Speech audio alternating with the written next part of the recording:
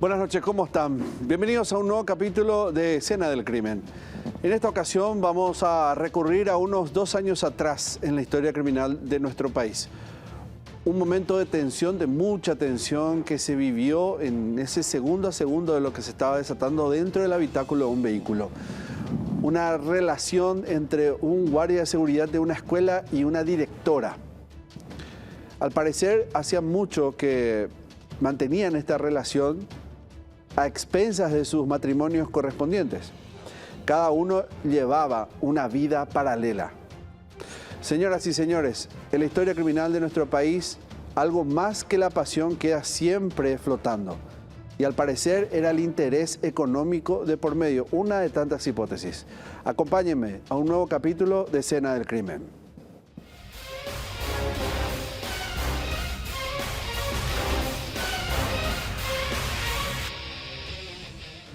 Y ahora vamos a adentrarnos a esa crónica roja y como en algunos casos arrancamos del momento más fuerte del capítulo y esta es la oportunidad. Era febrero, año 2023, el 1 de febrero de ese año, sucedía esto que van a ver a continuación. Momento de mucha tensión dentro del habitáculo del vehículo. Una de las personas que estaba ahí habría convocado inclusive a sus hijos, al parecer para que protagonicen o sepan al menos cuál sería el desenlace de lo que ahí él al menos tenía planificado que ocurra. ¿Qué pasó? ¿Qué pasó? El miércoles 1 de febrero del año 2023 amaneció caluroso en el barrio Loma Prieta de Asunción. Como cada inicio de jornada escolar, el movimiento frente al Centro Educativo Parroquial San Agustín fue habitual. Madres apuradas, mochilas rebotando en las espaldas de los niños y el eco de los saludos matinales flotando entre los pasillos del colegio. Nadie imaginó que ese día quedaría grabado en la memoria de toda la comunidad por un acto de violencia tan brutal como inesperado. Al filo de las 8 de la mañana, un disparo retumbó entre las casas y sembró el desconcierto. Lo que parecía una mañana más en la rutina académica se transformó en una escena de horror. A 5 cuadras de la institución, sobre la calle Ocara Poticuemí, a pocos metros del túnel Semidey, en la zona de Loma Prieta, yacía sin vida al volante de un automóvil la directora del colegio, María Isabel. Nombre: María Isabel Vega Arana, 41 años, de nacionalidad paraguaya y domiciliada en la ciudad de Mariano Roque Alonso, de profesión docente. Los vecinos y docentes se acercaron al lugar, incrédulos ante lo que sus ojos veían. La mujer querida y respetada había sido durante años docente en la misma institución que dirigía. La comunidad entera la conocía no solo por su labor profesional, sino por su entrega humana y dedicación. La escena fue desoladora.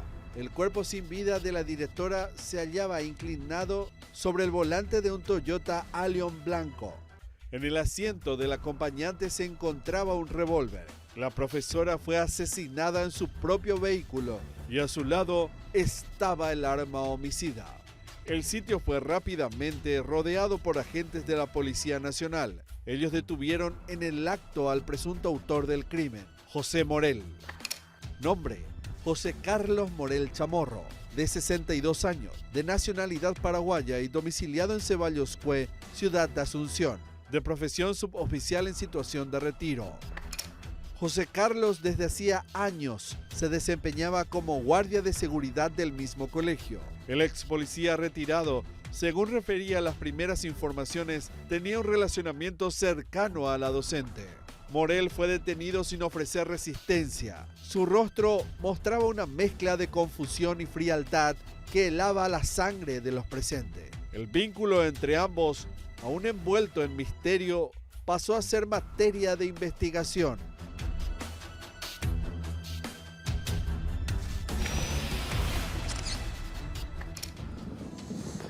Vamos a ver ahora qué fue lo que se recabó en materia de técnico forense, qué fue lo que los agentes del Ministerio Público en lo que hace a medicina legal pudieron levantar en torno a las pruebas y muestras que futuramente encararía la justicia para poder llevar esto a una acusación. Hablamos de heridas que hablan y dice lo siguiente en cuanto al recuento de los datos periodísticos y también de los médicos forenses. El cuerpo de María Isabel fue trasladado hasta la morgue judicial de Asunción, donde fue sometido a una autopsia. De acuerdo con la inspección médica forense realizada por la doctora María Cabañas, la víctima había recibido 3 impactos de bala. Uno de ellos a la altura de la cabeza, el segundo disparo lo recibió a la altura del pecho y el tercero a la altura del brazo izquierdo. Según el forense, la causa del deceso fue shock hipovolémico a consecuencia de los 3 disparos. Lo del disparo en el brazo izquierdo se explica directamente en este tipo de movimientos que puede ser lo que se describe como una herida defensiva. Vamos a ver qué es lo que observaron las cámaras ahora, recordando que ya estamos en el año 2023 y está como parte ya de manual hacer la trazabilidad de cámaras de circuito cerrado para comenzar una investigación. Esto fue lo que recabó la policía en aquel entonces.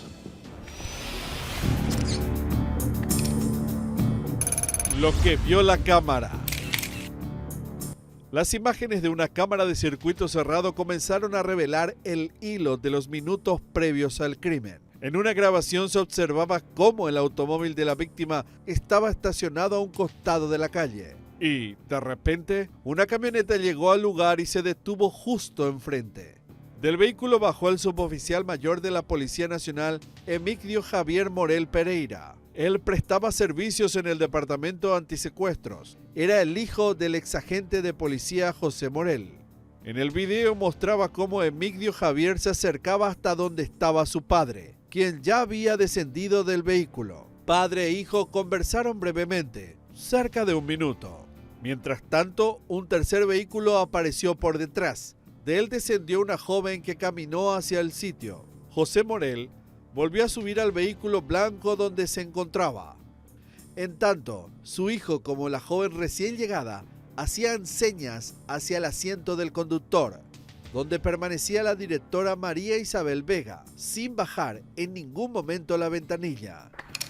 Y lo que más finalmente le ha dolido a la familia esta parte es de que cuando supuestamente llegó el hijo, que también es un uniformado, junto con otros familiares, es una pena, pero le dejaron morir a Marichi. Ocurrió el evento, hubo el disparo, nadie fue a auxiliarle a ella. Ella se quedó en una posición donde murió ensangrentada, esperando a que, obviamente que llamaron a la ambulancia, llamaron al servicio, todo eso nadie discute, pero nadie abrió la puerta para mirar y preguntarle o ver o tocarle o colocarle de una manera en que ella pueda, en que haya accedido o tener la oportunidad, digamos, de que no haya ocurrido esa muerte. Fue en ese instante cuando la joven y el policía parecían estar a punto de retirarse. En esa misma secuencia se dieron los disparos. También va a llegar un momento para él, alguna vez. Le cerraron el paso a mi hija. Uno de los vehículos de la camioneta enfrente y otro de atrás. ¿En qué momento mi hija, si quería correr, va a salir allí? Ese no se tocó, ese nadie, pero todo el mundo comentaba. Y como papá menciona ahora el tema de lo que era el video, ¿verdad? Claro. O sea, y voy otra vez a mis niños. Profe, ¿y cómo iba a salir tu hermana ahí? Así me decían. Yo así, Dios mío, qué gran responsabilidad me ha dejado Marichi para poder enseñarle a mis niños de cómo tiene que ser, qué es la justicia en Paraguay. O sea, a qué magnitud llegó este asesino y qué consecuencias está dejando. Es una consecuencia muy grande. Y el que es un poco vivo te dice el alumno, pero si vos matás nomás y nadie te dice nada. Iniciamos de esa manera, nosotros iniciamos el juicio, la autora inició de esa manera en el sentido de resaltar por qué le cerraron el paso y por qué si estas personas llegaron a tiempo no le salvaron. O sea, es una omisión de auxilio, no necesito tener un título donde a mí me tenga que dar el aval de tener la autoridad de decirlo, porque yo también hice un juramento de salvar vidas. Cuando me recibí, hice un juramento y si no lo hago ahora, es omisión de auxilio y voy a la cárcel. O sea, sin ser un policía, sin matarle a alguien. ¿Por qué? Porque no le pude. O sea, a eso no vamos. Vinieron la hija, vino creo la nuera, vino el hijo. El hijo es un policía. O sea, no, ellos vinieron sabiendo lo que él iba a hacer, porque la hermana de este asesino, disculpen la palabra, ¿verdad? Se pudo comprobar que es un asesino, entonces por eso nunca lo usé y lo digo, pero ya que hubo una condena, entonces le avisa que él va a hacer algo. O sea, ellos sabían perfectamente que él entró en el auto de mi hermana para hacer eso, no para que él se tenga que suicidar. Ambos reaccionaron corriendo hacia el lado del acompañante. José Morel descendió empuñando un arma de fuego y ahí se produjo un forcejeo entre padre e hijo. Los testigos dijeron que escucharon al menos 3 impactos de bala.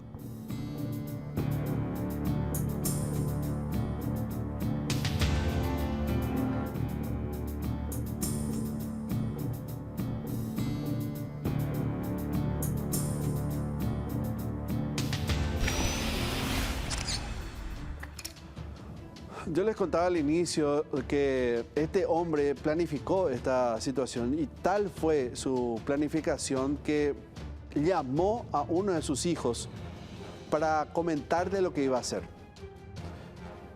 Esto había ocurrido, pero unos minutos nada más antes del encuentro mortal que iba a tener con la que sería su pareja, su amante, la mujer con quien él al menos se creía tenía sentimientos nobles.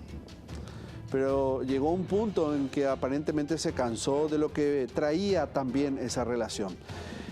Y esto fue lo que le habría llevado a la determinación. Pero antes, como conté, le iba a llamar a su hijo. Ese hijo era también un agente de policía, pero en este caso en actividad. ¿Qué iba a ocurrir?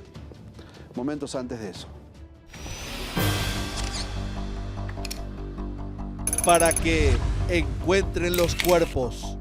La mañana del crimen no fue fruto de un arrebato. El asesinato de María Isabel Vega había sido premeditado.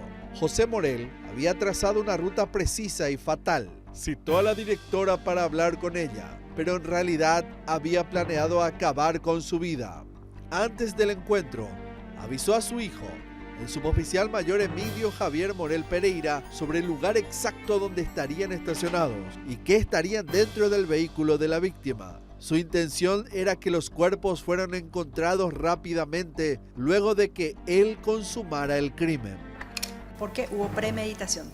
Él advirtió lo que iba a hacer, él dejó mensajes previamente. Cuando él llega, y si él no tenía la intención, ¿por qué se bajó con su arma de fuego? ¿Por qué estaba con el arma de fuego? Entonces, él ingresa al vehículo de ella con el arma de fuego y luego él manipula. ¿Por qué manipularía el arma de fuego? Pero los tiempos se adelantaron. A las 7:58, según la grabación de una cámara de seguridad, la camioneta de Emilio Javier ya se encontraba en la escena. Estaba estacionada frente al automóvil de la docente. Casi al mismo tiempo, llegaron la otra hija del policía retirado y una tía de esta.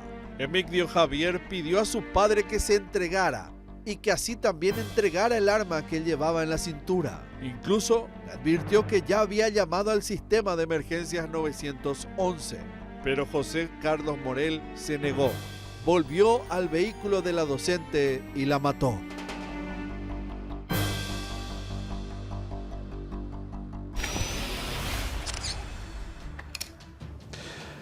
En Loma Prieta, Asunción, en el año 2023 ocurriría un brutal feminicidio. Brutal porque fueron 3 impactos de bala que acabaron la vida de una directora de una escuela.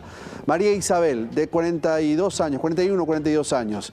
Y él, el autor, aparentemente el hombre con quien tenía una relación paralela a su matrimonio, él también casado, José Carlos. A la vuelta del corte, los recuerdos que hay sobre ella, cómo continuó la investigación y, por supuesto, enfrentó no a la justicia de este hombre.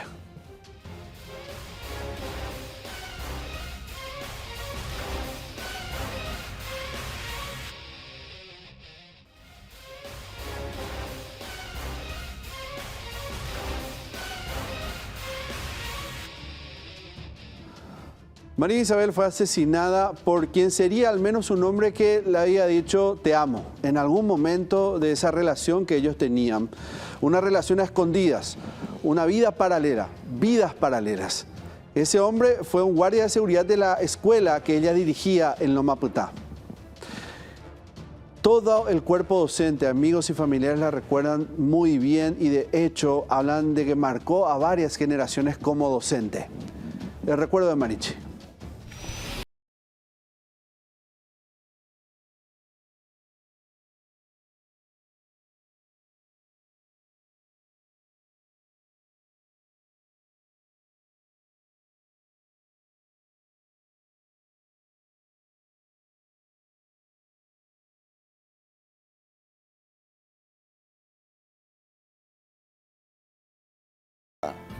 La justicia, ¿verdad?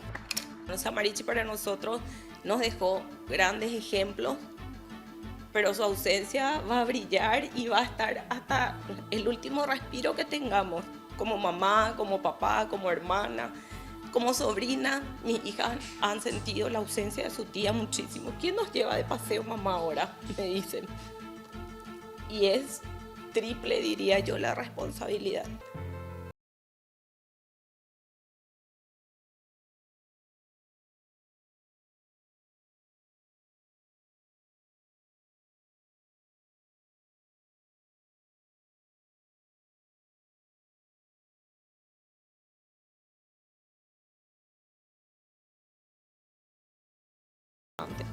Que es creer en Dios y que tenemos que perdonar, y el perdonar es muy difícil cuando te quitan a una persona que forma parte de tu día a día. La tristeza se hizo carne en cada rincón del Colegio San Agustín, en la capilla de la institución donde ella enseñaba y ejercía como directora del nivel secundario. La comunidad educativa se reunió para despedir así a María Isabel Vega, conocida con cariño como Marichi. Las aulas quedaban en silencio. Esta vez no era para dar una lección, sino para honrar la vida de una mujer que dejó huella en generaciones de estudiantes. Y como lo dijo una vez el padre Lucio Arana en una entrevista donde nosotros no pudimos cubrir en el día del sepelio de mi hermana, para nosotros fue un dolor y sigue siendo, yo creo que va a ser mucho peor. Dijo él, ella fue una gran profesional y una gran madre, como lo dijo también papá, siempre estuvo. El féretro, que había sido velado previamente en otro lugar, llegó hasta la iglesia del colegio en medio de una profunda conmoción. Padres de familia, colegas docentes, alumnos, sacerdotes.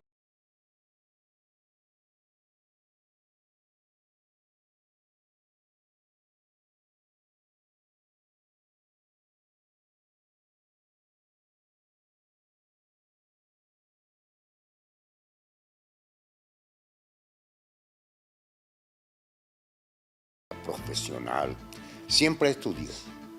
Hasta su muerte estudió ella. Unos días antes recibió un certificado lleno de pergamino, muy inteligente, muy trabajadora. Crecimos, salimos, bailábamos, siempre juntas, porque mamá nos dio una formación donde nos decía siempre juntas. Pase lo que pase, ustedes tienen que estar.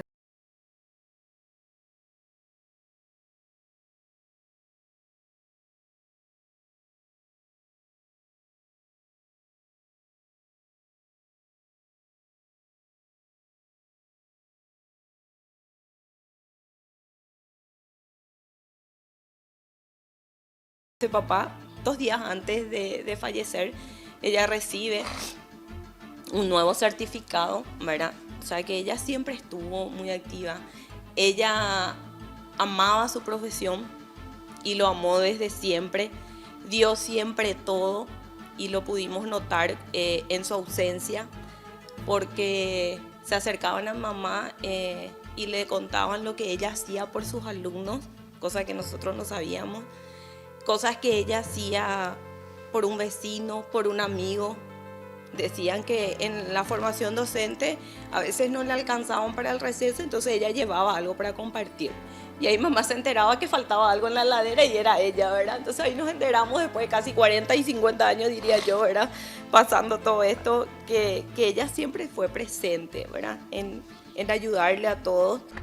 La misa de cuerpo presente fue presidida por el entonces padre Rafael Tanasio, quien elevó plegarias para el descanso eterno de Marichi y por el consuelo a sus hijas, familiares y amigos.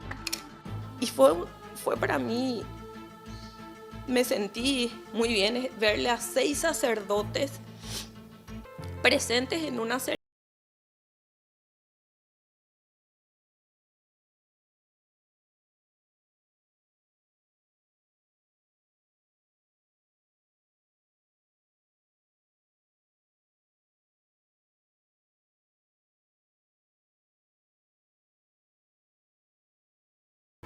O si no, recordando lo más lindo que ella pudo hacer en tu vida. Y es eso lo que en mi persona lo hice. A Marichi le encantaba tomar un poquito del vinito con la coca.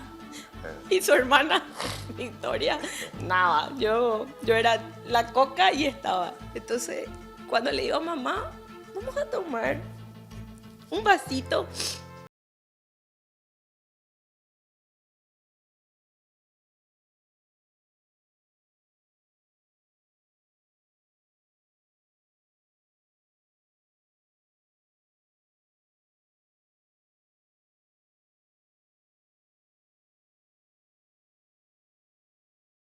Lágrimas y abrazos que no alcanzaban para consolar, María Isabel fue despedida hasta su última morada. La comunidad que la amó y respetó se unió para acompañarla en el viaje final, dejando en el aire un eco imborrable, el de su voz, sus enseñanzas y su sonrisa, que seguirán viviendo en el recuerdo de quienes la conocieron.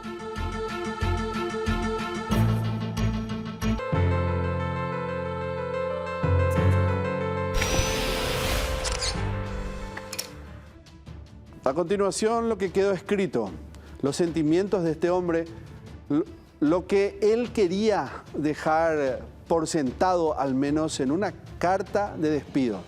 Una carta que también es llamada la carta del suicidio. La carta suicida. Dentro del vehículo, junto al cuerpo de la víctima, se hallaron notas suicidas escritas previamente por José Morel. Su plan era matar a su amante y luego sacarse la vida. Esta última secuencia no logró concretar por la intervención de sus familiares. En los escritos pedía perdón a su familia por el error muy grande que había cometido. Confesaba, además, que mantenía una relación extramatrimonial con María Isabel desde hacía 5 años y que ella le había fundido la vida, ya que constantemente le pedía giros de dinero. Para nosotros lo que él argumenta es lo único que era tan ridículo en una parte y no me acuerdo muy bien, no quiero fallar, pero voy a tratar de acordarme que hablaba de la mejor maravilla de mi hermana, era la mejor mujer del mundo dentro del juicio, cuando en realidad él dejó una carta donde decía: vamos a morirnos todos, no quiero saber más nada, me destruyó la vida.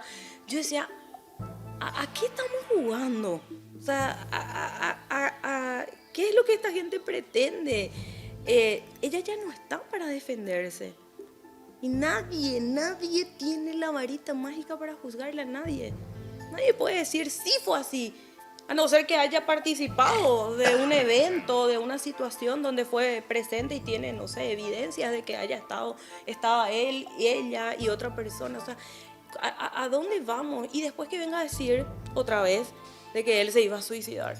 Que la intención era de él suicidarse en ese momento, pero que ella, imagínense, que ella evita eso, que ella le dice no. Según lo que expresó en la nota, el policía retirado se sentía acorralado, cansado de tener que pagar para evitar que su esposa descubriera la infidelidad. Así decidió asesinar a su amante y luego quitarse la vida. El plan, sin embargo, no pudo completarse. José Morel estaba casado y había salido temprano de su casa aquella mañana para encontrarse con la docente. María Isabel también estaba casada y con su muerte dejó a 2 hijas huérfanas. Desde hacía algún tiempo, el ex agente vivía en casa de la hermana y llevaba ya 5 años en relación con la profesora. Los hijos de José Carlos sabían de ella, al igual que varios miembros de la comunidad educativa. No así el marido de María Isabel, que llegó al lugar y halló muerta a su esposa. Jamás, pero jamás ella me mencionó, jamás se acordó de una persona así. Como dijo papá, ella estaba muy enamorada de su marido. La directora y su esposo estuvieron separados durante un tiempo, pero poco antes del crimen estaban reconciliándose.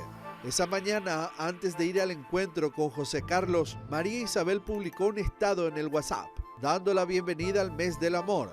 Fue su última foto a las 7:16 minutos. Las piezas del rompecabezas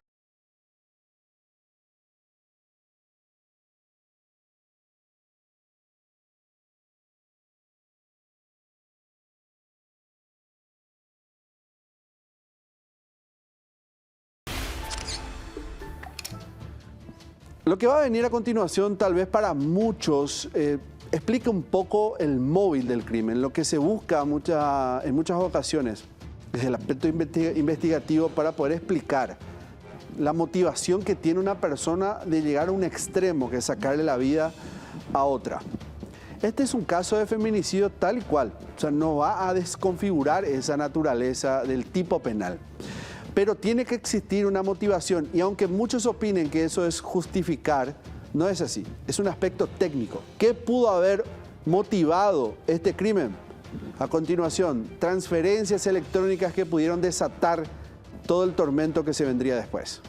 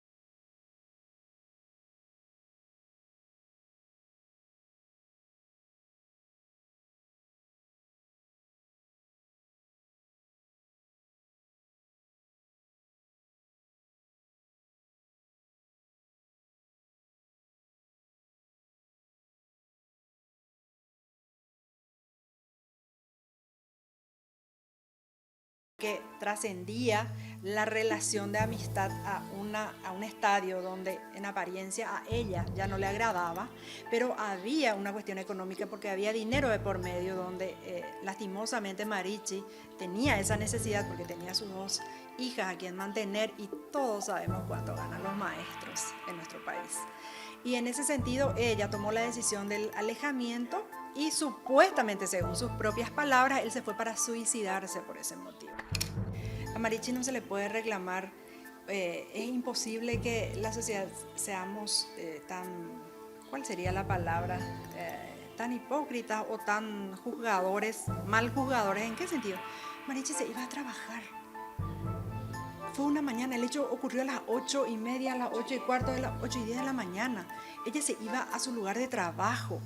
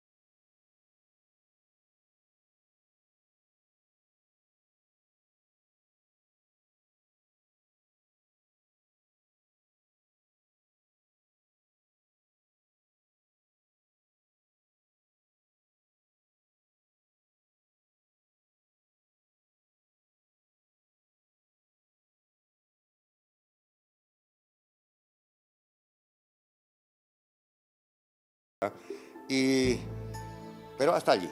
Nada, no sabía que después no me contaron que era usurero, prestaba dinero, que le estaba pinchando las ruedas, ¿verdad?, del vehículo de mi hija, que esto y aquello, le amenazaba y esto. La vida imposible le hizo a Marichi.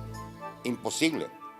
Yo no sé por qué, teniendo su esposa, su familia y eso, cuando se fue allí a declarar, dijo, le quiero mucho a mi familia. Pero ¿cómo le va a querer mucho a su familia haciendo estas cosas?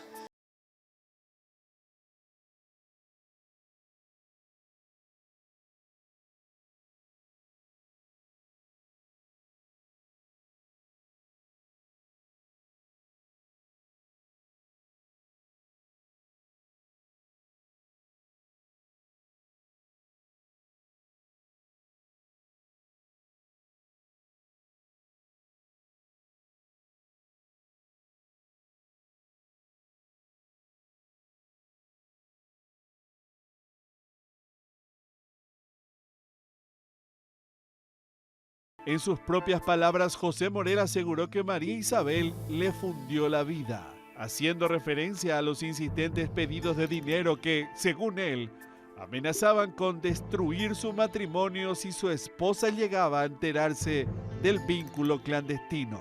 Sin embargo, comenzaron a circular versiones distintas. Se hablaba de que José Morel intentaba por todos los medios conservar su puesto como guardia de seguridad en la institución donde María Isabel ejercía como directora. Algunos comenzaron a sospechar que los giros de dinero no eran solo parte de una dinámica íntima, sino un intento desesperado de sostener su cercanía laboral a ella. Las hipótesis no paraban de crecer. Para algunos, la situación había alcanzado un punto crítico. Él quería seguir vinculado a la institución. Ella posiblemente buscaba un corte definitivo.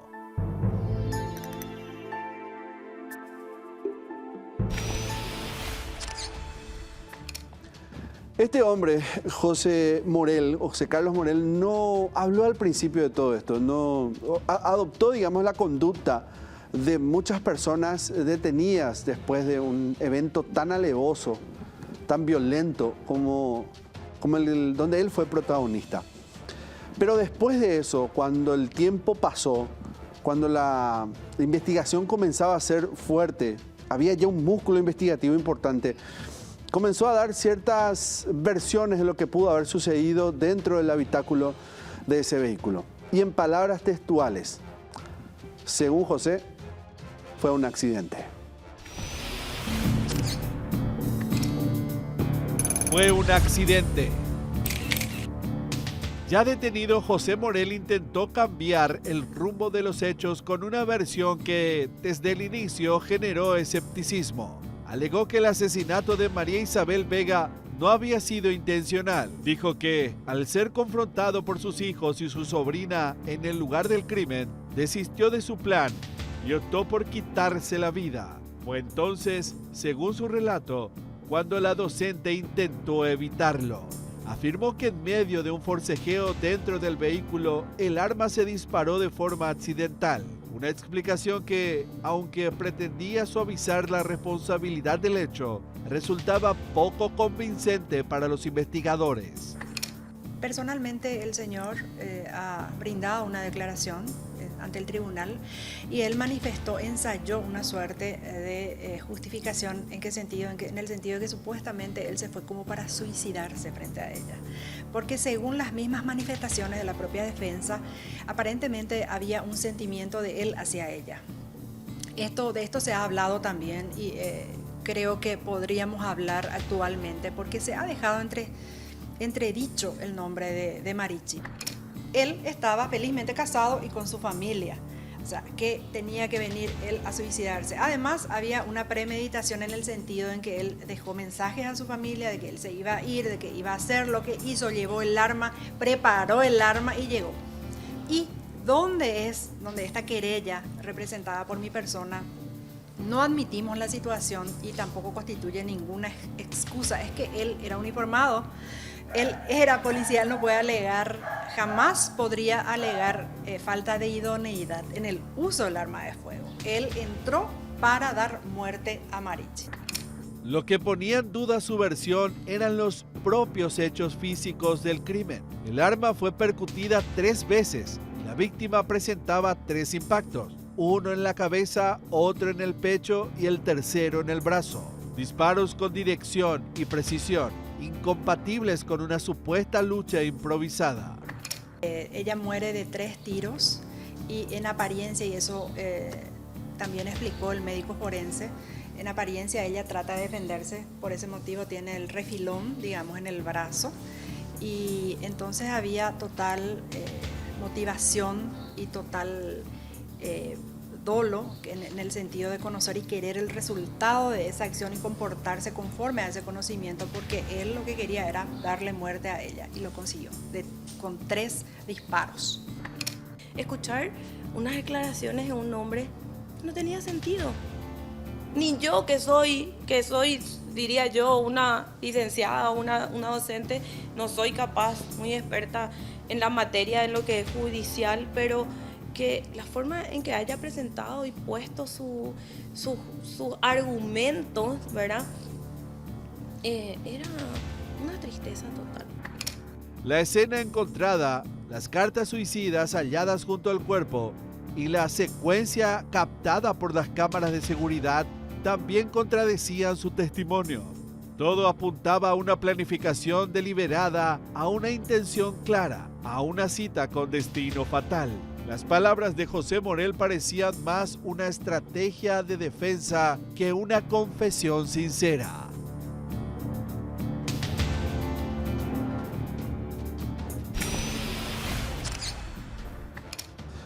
Todo esto llevó a una investigación rápida. Imagínense, 2025, y sin hacer un spoiler, hay ya un segundo juicio que tiene que gestarse. El primero tuvo una condena y ahí es donde cae todo el tormento de esta situación. ¿Por qué? Porque el tribunal en aquel momento, teniendo en cuenta el tipo penal de feminicidio, dio una condena muy por debajo de lo que se esperaba, teniendo en cuenta todos los presupuestos del caso. Evidencias, testigos no humanos, como las cámaras de seguridad, y lo que contradecía su versión, la del accidente. 3 disparos certeros que habría recibido esta mujer.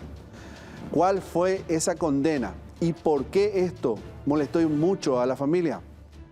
La primera condena. La sentencia.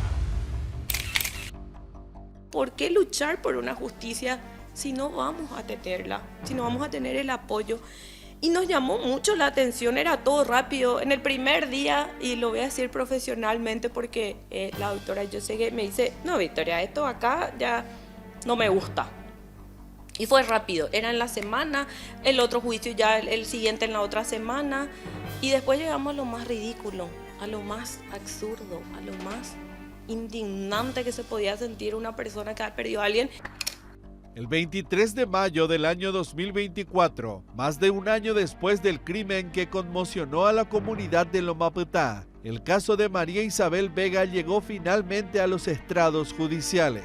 El Tribunal de Sentencia resolvió condenar a 15 años de prisión al ex policía José Carlos Morel Chamorro. El caso de Marichi fue el caso de feminicidio donde el autor ha recibido la pena más baja en este tipo de crímenes, apenas 15 años de pena privativa de libertad, motivo por el cual esto motivó una apelación respetuosa al dictamiento de esta sentencia ante el tribunal, y el tribunal acogió favorablemente nuestra apelación y estamos justamente en la espera de que se fije día y fecha y hora para llevarse adelante el nuevo juicio oral y público, no para demostrar, digamos, la responsabilidad penal, porque eso ya quedó firme, no obstante, sí para tratar nuevamente la motivación real para la expectativa de la pena, que nosotros consideramos que se le debe aplicar la pena máxima de 30 años. En juicio se ha demostrado que existió violencia previa, violencia psicológica, violencia económica. ¿Por qué? Porque había una amistad entre Marichi, la víctima y el feminicida. Había una amistad porque ellos trabajaban en el mismo lugar de trabajo, existió una amistad, eso nadie lo niega. Aparentemente había, según las propias palabras de este señor, había un sentimiento de él hacia ella y el alejamiento, ella decidió alejarse de él porque trascendía la relación de amistad a un estadio donde en apariencia a ella ya no le agradaba, pero había una cuestión económica porque había dinero de por medio donde lastimosamente Marichi tenía esa necesidad porque tenía sus 2 hijas a quien mantener y todos sabemos cuánto ganan los maestros en nuestro país. Y en ese sentido ella tomó la decisión del alejamiento y supuestamente, según sus propias palabras, él se fue para suicidarse por ese motivo. Tengo un ángel arriba y acá abajo Marichi me dio un ángel que también representa y nos representa en eso. Podemos ser profesionales, pero nunca lo vamos a hacer dentro del área jurídica. Y ella nos puso a alguien que sí conoce del trabajo que realiza. Y en todo momento estábamos en contacto. Participamos en todos los juicios. Me decían mis alumnos y me enviaban fotos de carteles donde me decían, profe, fuerza, estamos contigo, nos portamos bien con tu reemplazante, te prometemos que vamos a ser los mejores, pero vos tenés que estar bien, porque Marichi te necesita. El Ministerio Público no estaba de acuerdo con la pena impuesta. Cuestionó la sentencia de 15 años de cárcel, siendo que fueron probados en su totalidad los presupuestos del artículo de feminicidio, que nuestra ley especial establece de entre 10 a 30 años de pena privativa de libertad. Con la sentencia dictada, se cerró el primer capítulo judicial. Sin embargo, para muchos, el castigo no fue proporcional al daño causado.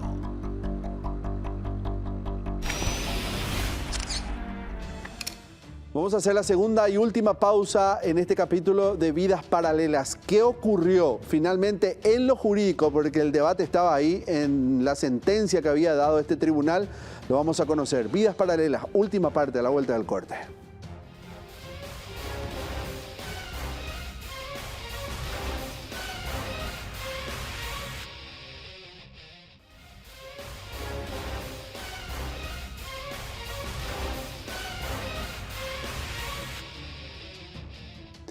En el año 2023, el primer día de febrero, María Isabel fue asesinada de 3 disparos estando en un automóvil, dentro de un vehículo.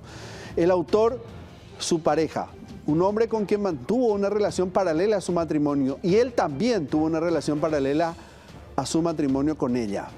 Y al parecer, las transferencias sucesivas que la venía haciendo en una suerte de dependencia económica le llevó a colmar ese vaso que era en teoría amor, y la mató. Este feminicidio llegó a juicio y hubo una condena que no satisfizo a las partes, tanto a la fiscalía como a la querella. ¿Se apeló o no se apeló? ¿Cuál fue el grito de justicia de la familia? A continuación. Justicia en disputa. El 24 de septiembre del año 2024, el caso por el feminicidio de María Isabel Vega volvió a sacudir al sistema judicial. La Cámara de Apelaciones, integrada por los magistrados Agustín Lovera Cañete, José Waldir Servín y Cristóbal Sánchez, anuló parcialmente la condena de 15 años de cárcel impuesta al ex policía José Carlos Morel. El fallo ordenó la realización de un nuevo juicio, pero exclusivamente para una nueva medición de la pena. La resolución fue resultado de los recursos de apelación especial presentados tanto por el Ministerio Público, representado por el fiscal Luis Caballero Velasco, como por la querella adhesiva, encabezada por la abogada Norma Graciela Tomen. Ambos argumentaron que la pena aplicada no se correspondía con la gravedad de los hechos probados durante el juicio oral. Que miren la parte humana y que se pongan en el zapato de la familia que pierde a un ser querido y que deja consecuencias en la sociedad, y que hagan a que se vuelva a creer en la justicia. Sabemos que la justicia divina existe, sabemos, en todo momento tenemos presente eso, pero también queremos la justicia terrenal. O sea, necesitamos volver a confiar, pero que tengan en cuenta algo. Si ya se hizo una ley totalmente aparte de la normal que tenga que ser y se hizo para feminicidio y ya le pusieron esa carátula a mi hermana, porque esa es la realidad, le pusieron esa carátula, entonces, ¿por qué no cumplirla? ¿Por qué no darle esa pena máxima para que ya nadie tenga esa varita mágica de no me gusta esta porque hoy no me recibió bien, no me gusta esta y le voy a hacer desaparecer? Ya es la hora que estos jueces se pongan bien los pantalones y dar una condena merecido a esto que cometen de criminalidad, ¿verdad? Y cada día vamos a ir peor así, si esto no recibe condena. Nosotros solicitamos 30 años de cárcel, 10 años más, no importa la edad. A lo mejor no le van a querer dar porque tiene 65 años, no señores jueces. 30 años, o si no, cada día va a ir muriendo más mujeres. La querella señaló en su escrito que los jueces del Tribunal de Sentencia Permanente número 5, integrados por los jueces Rosana Maldonado, Lourdes Garcete y Manuel Aguirre, no consideraron debidamente las pausas de medición establecidas en el artículo 65 del Código Penal de Paraguay. Y lamentablemente estamos en esta situación, por eso es que vamos a llegar hasta las últimas consecuencias a los efectos de que consideramos lo apropiado, lo justo en derecho, de que se aplique lo que dice la ley estrictamente. Todos los casos de feminicidio en Paraguay, y ustedes tienen las cifras, ninguna pena ha sido menor a 20 años. El único caso, y sin motivación, sin justificación, y eso no lo digo yo, eso lo dice el tribunal, dice: reenviamos al solo efecto de que nuevamente se lleve adelante el juicio oral parcialmente respecto a la aplicación de la pena, porque esta sentencia de primera instancia no tiene argumentación jurídica sobre la aplicación de la pena. Y no podemos dejar de seguir luchando. La vida tiene un valor muy importante. Nadie tiene esa varita, siempre voy a decir, de quitarnos la vida.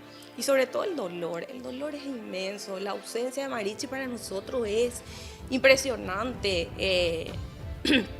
No tenerle a sus hijas todos los días con nosotros. Mamá sufre muchísimo. Mamá no puede estar acá. Mamá no pudo participar porque sabíamos de su reacción también. Y siempre digo, a mamá y a papá les quitaron, se quedaron nulo el 50% del corazón y años de vida. Años de vida que capaz era lo que iban a vivir con Marichi. El nuevo juicio será llevado adelante por un tribunal diferente. Deberá establecer una nueva pena acorde con la gravedad del delito. La lucha por justicia para Marichi, como la conocían sus alumnos y colegas, aún no ha llegado a su fin. Y mientras el proceso continúa, su nombre sigue siendo bandera de memoria y resistencia contra la violencia que le arrebató la vida.